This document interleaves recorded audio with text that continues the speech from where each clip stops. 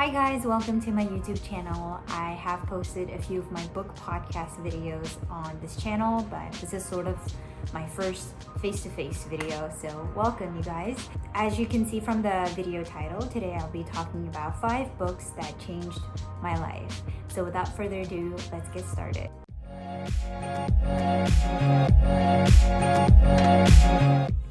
So I didn't always like reading books, and when I was in 5th grade, my mom kind of challenged me to read, at the time, very lengthy book by Thomas Reid called Headless Horseman.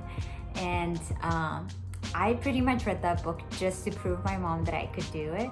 But after a few pages, I was hooked to that book. And after I finished it, I was so proud of myself, and I wanted to keep reading more and explore different books. So the first book that really changed my life was Albert Camus' Stranger. So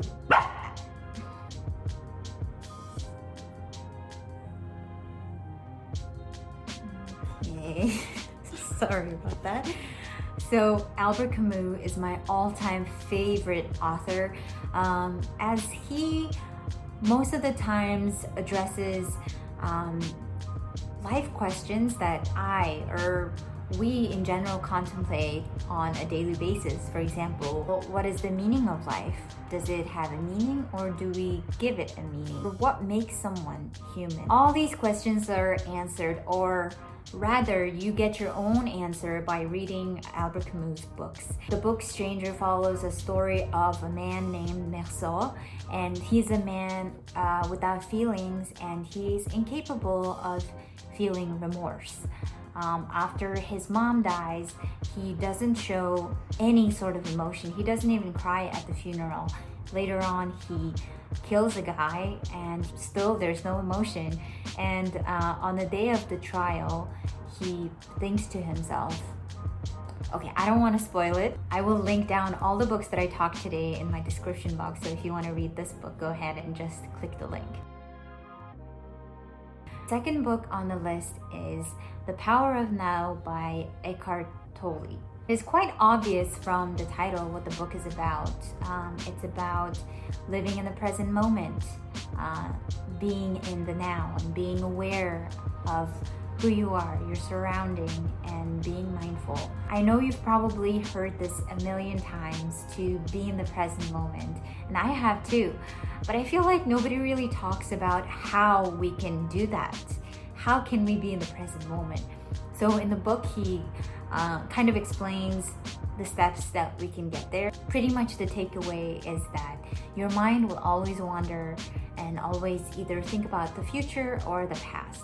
But the key is to catch yourself when your mind wanders off to the wrong direction and start over. Try to bring awareness to your breath and be in the moment. My mom forced me to take, again my mom, but she forced me to take a meditation class when I was 16. And obviously I wasn't into that kind of stuff when I was 16. I was a teenager. But I gave it a try, thinking, it would be a nice bonding time, quality time with my mom. And I actually loved it.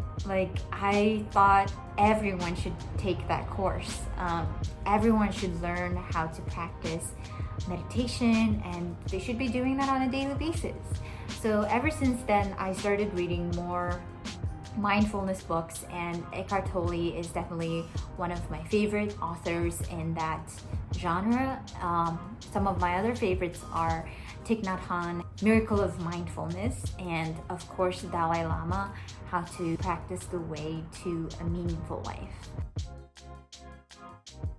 The third book is a bit of a different book than the first 2 books that I discussed. It's a business type of book by Tim Ferriss. I'm sure you've heard about him. He is a pretty popular podcaster. In his podcast, he interviews famous athletes, businessmen, entrepreneurs, and so on. The interviews are not only informative, but oftentimes it's very raw and open with fewer edits. So it is more engaging and more honest, and it helps people to connect and relate to the interviewees.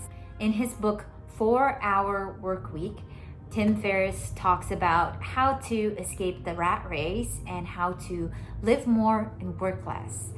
This book definitely made me think about what I want out of life, because it is not unusual to want to get a nice job and get a promotion, climb up the corporate ladder, and just work 9 to 5 all your life. And then once you save enough money for retirement, to retire and enjoy life. And this book makes you question that kind of life.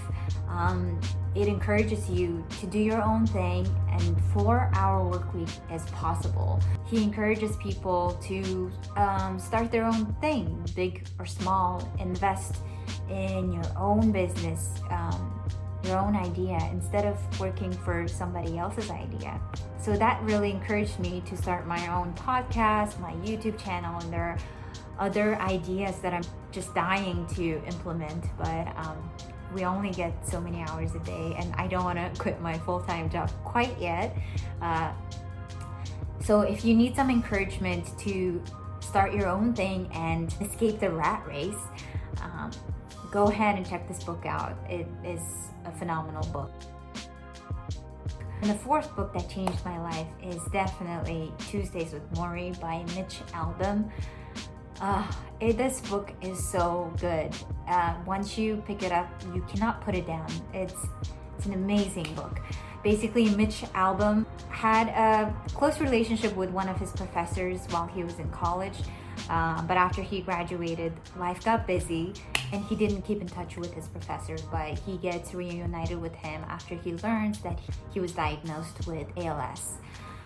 So in his final few months, Mitch Albom and his professor spends every Tuesday just talking about life in general and what his professor learned from life after all these years. And all the lessons are so helpful. I just want to read a paragraph that really resonated and stood out to me.